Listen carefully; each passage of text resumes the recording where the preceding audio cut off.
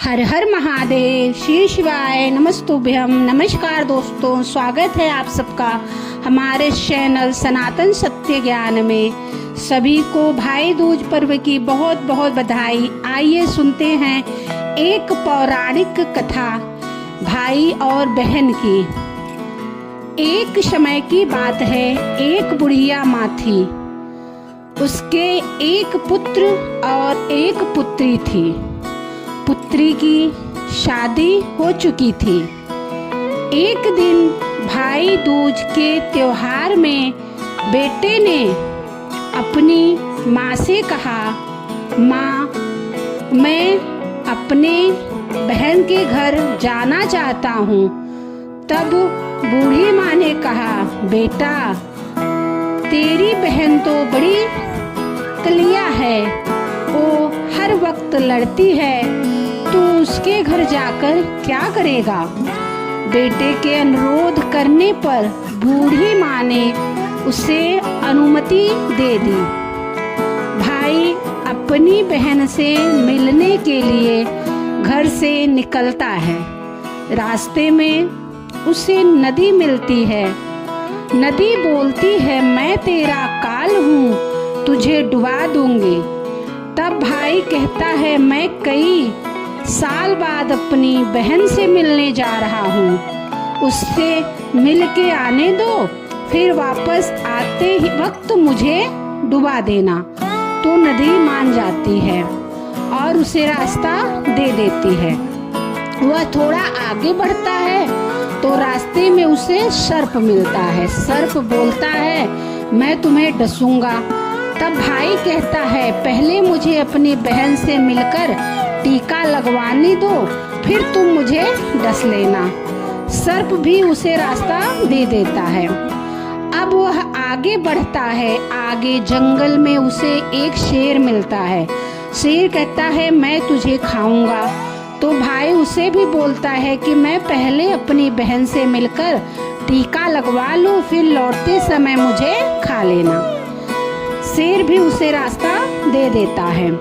और अब भाई अपनी बहन के घर पहुंचता है और आवाज लगाता है, देख बहन, 7 कोस दूर से तिलक करवाने तेरा भाई आ गया है।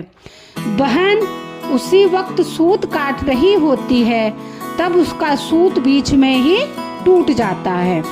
यह मान्यता है कि यदि सूत काटते वक्त सूत बीच में टूट जाए तो जिस बहन का इकलौता भाई होता है, वह सूत जब तक पुनः जुड़ नहीं जाता तब तक बहन बोलती नहीं है। भाई बाहर से उसे आवाज लगाता है। भाई की आवाज सुन जब बहन जवाब नहीं देती है तो भाई मन में सोचता है, मुझ गरीब से मेरी बहन बात नहीं करती। माँ सही कहती थी, मुझे यहाँ नहीं आना चाहिए था। यह सोचकर वह वापस जाने लगता है। इतने में बहन का सूत पुनः जुड़ जाता है और वह भाई को आवाज देती है और उसकी तरफ दौड़ती है और उसे बात ना करने का कारण बताती है। बहन बड़े प्यार से अपने भाई को घर में ले जाती है और वह अपनी सहेली पड़ोसन के घर जाती है। उससे पूछती है, सहेली कोई जान से भी प्यारा मेहमान आए तो क्या करना चाहिए।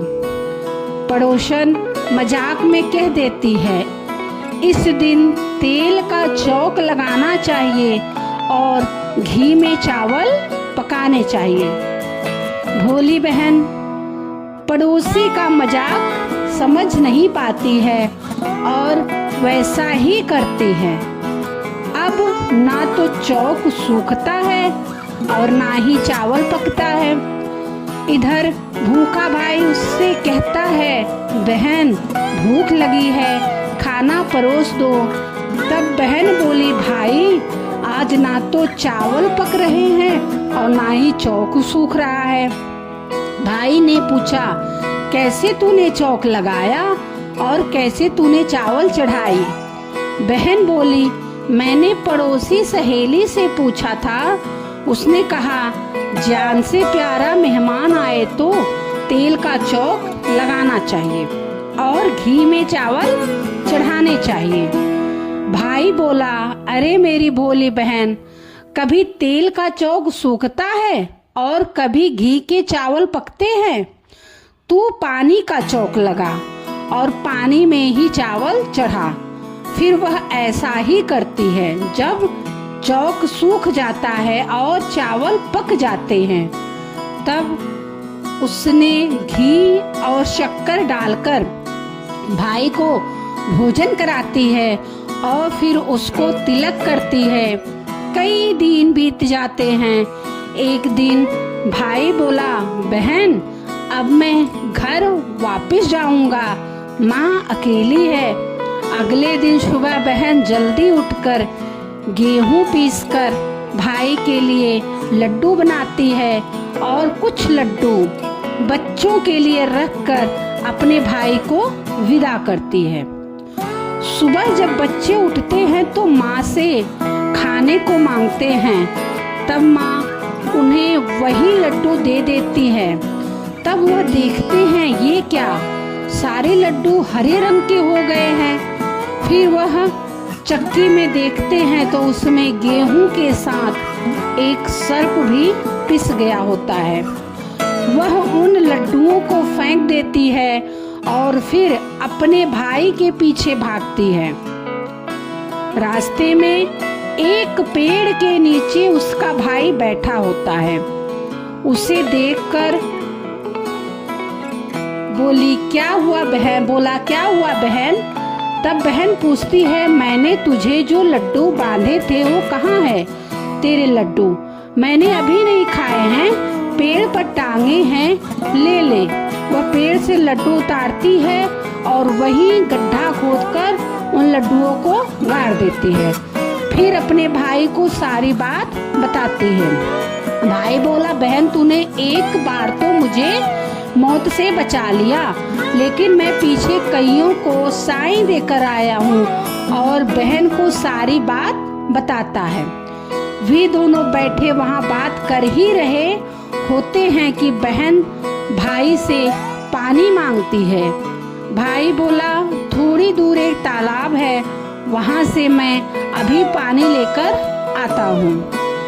बहन बोली, मैं खुद जाती हूँ और पानी पीकर वापस आती हूँ। वो पानी पीने तालाब पर पहुँचती है तो देखते हैं कि वहाँ एक बुढ़िया बैठी है। वो उसके पास जाकर पूछती है, माँ तुम यहाँ क्यों बैठी हो? तब वह बुढ़िया बोलती है, मैं विधाता हूँ, एक बहन के भाई की तांत गाड़ रही हूँ। तब वह पूछती है, हे माता वो कौन भाई है? तब विधाता बोलती है एक भाई जिसके प्यार में उसकी बहन ने सर्प की हत्या कर दी। अभी बहन सोचती है वो शेर के लिए भाई है। वह घबरा जाती है और विधाता से पूछती है, माता उस भाई दोनों भाई श्राप से बचाने के लिए क्या करना होगा? रास्ते में उन्हें पहले शेर बताती है कि जैसे वह भाई को बहन है के लिए जब आगे उसे गालियां दे, बहन और उसकी शादी होने तक डाल देती है।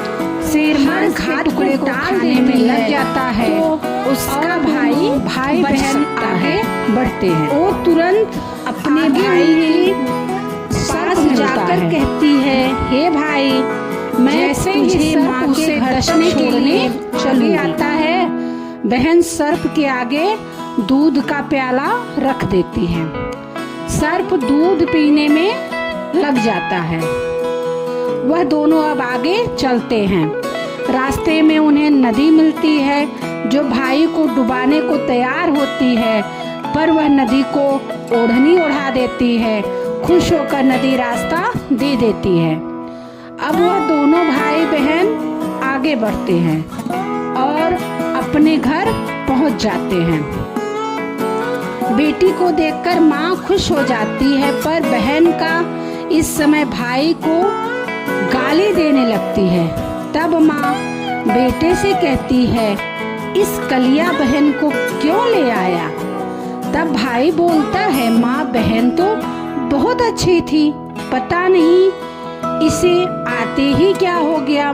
थोड़े दिनों में भाई का रिश्ता आता है। तब ये सब कहते हैं, बहन पागल तो है पर भाग्यवान है। जब ससुराल वाले सगाई के लिए मिठाई लाते हैं तो बहन कहती है, इसकी मिठाई क्यों बांटते हो? पहले मेरी मिठाई बांटो। कई बड़े बुजुर्ग बोले, इसे भी भाई के साथ बैठा दो। सगाई शुरू होती है, वहाँ आग लग जाती है। बहन को तो पता ही था कि उसके भाई का घात है, उसने तुरंत ही आग बुझा दी। अब कुछ दिनों बाद शादी के कार्यक्रम शुरू होते हैं, परंतु बहन हर समय भाई के साथ रहती थी। जब भाई की निकासी होने लगी तब बहन बोली, अरे इसकी निकासी क्या करते हो? पहले मेरी निकासी करो और इसे पीछे के दरवाजे से लेकर चलो। बहन के इतना बोलते ही आगे का दरवाजा टूटकर गिर जाता है। सब कहते हैं, भले ही बहन कलिया है पर बराबर भाई की जान बचा रही है। जब भाई फेरों में बैठता है तो फिर बहन बोलती है, इसकी जगह मैं फेरों में बैठूंगी। शादी के बाद जब दूल्हा दुल्हन की रात जमती है, जागती है, तो बहन कहती है, इसकी नहीं पहले मेरी रात जगाओ। कई लोग बोले, बीच में पर्दा लगाकर इसे भी साथ में सुला दो। रात में जब भाई और भाभी सो जाते हैं तब वहाँ एक सर्प आता है। बहन तो तैयारी में ही बैठी थी, वह उसे पकड़कर टोकरी में रखकर सो जाती है। आज वह कई दिनों में निश्चिंत होकर आराम से सोई है। इधर उसकी माँ सोचती है, बेटी के उठने से पहले ही मेहमानों को विदा कर देती हूँ, वरना फिर शोर मचाएगी। जब बेटी उठकर देखती है तो घर में कोई नहीं दिखता।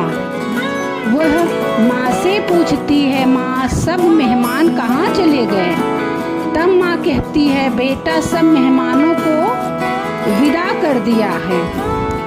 तब बेटी बोलती है, माँ सब मेहमानों को वापस बुलाओ, तभी मैं विदा होऊंगी।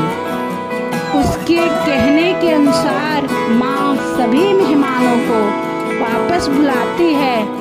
तब वो माँ से कहती है, माँ आज के दिन के लिए ही मैंने पालने में पूत और चूल्हे पर दूध छोड़ा था और पागल हो गई थी। मेरे इस भाई पर 7 घात थे, वह टालने के लिए मैं ऐसा कर रही थी। यह सुनकर माँ और भाई बहुत खुश हो जाते हैं और सबसे पहले अपनी बेटी को विदा करते हैं और उसके बाद सभी मेहमानों को विदा करते हैं। इस दिन के बाद से ही हर बहन अपने भाई की लंबी उम्र की कामना से भाई दूज त्योहार मनाने लगी। इस दिन बहन भाई का टीका करती है और कथा को सुनती है। दोस्तों, यह धार्मिक कथा कहानी अगर आपको पसंद आई हो तो वीडियो को लाइक करें, सब्सक्राइब करें और प्यारे प्यारे कमेंट जरूर करें। हर हर महादेव, जय भोले।